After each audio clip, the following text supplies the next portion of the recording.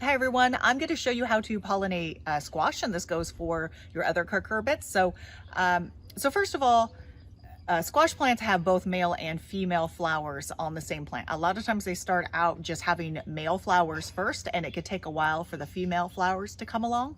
Other times people say, well, I have a squash and all of a sudden didn't grow and it just rotted out.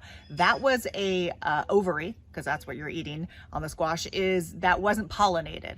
So if you're having problems with fruit set, you can easily pollinate your squash plant yourself.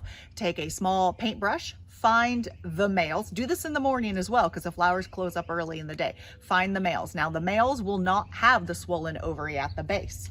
And so what you're going to want to do, so here's, the base of a male is not going to have the ovary. You're going to take your paintbrush and you're going to pull off all the pollen. The pollen is loose. You want a good amount. Now it's on your paintbrush.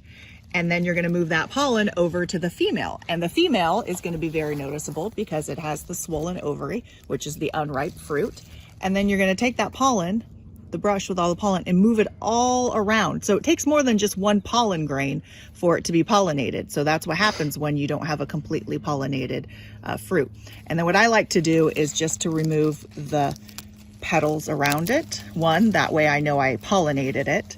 And then two, that way the petals don't stick onto the stigmas, the sticky part right there. So that's it. It's pretty darn simple to pollinate your own squash.